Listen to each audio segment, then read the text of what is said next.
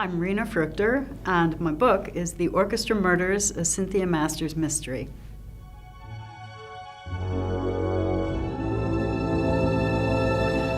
I was inspired to write this book because I've been a musician and a writer all my life, and I've looked at some of the more extreme personalities in both worlds.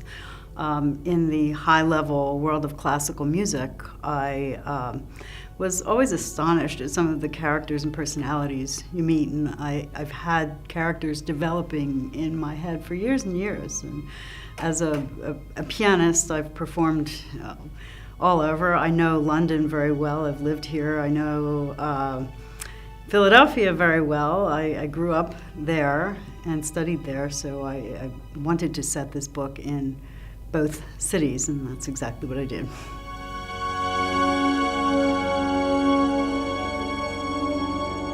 Well, The Orchestra Murders is based in London and Philadelphia, and Cynthia Masters is a wonderful, young, brilliant detective who's making her debut in this book, and hopefully will be back for several future books.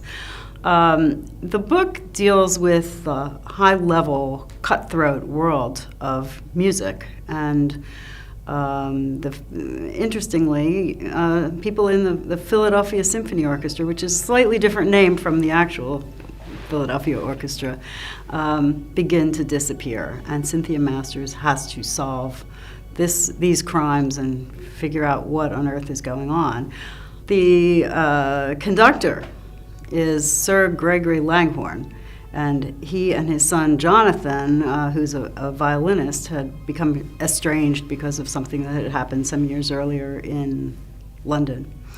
And somehow crimes begin to follow them wherever they go. Well, the title of the book reflects what's going on in the book. The orchestra members are facing some pretty devastating murders, and Cynthia Masters, of course, is part of the title because she's the lead detective, and it's her job to solve these crimes.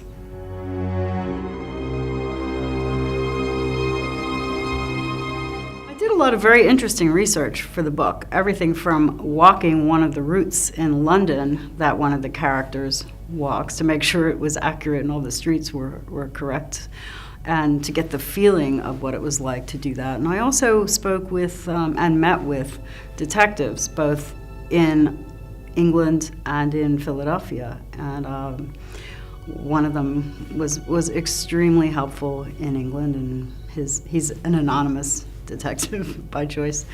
And in Philadelphia, I met with members of the police force to make sure everything I was putting in this book was accurate as far as procedure, and followed another detective around during the course of his daily activities, which was interesting and fun. And I also talked to people about forensics and met with doctors, because there were a lot of areas in which it was very important to be completely accurate in what I was presenting.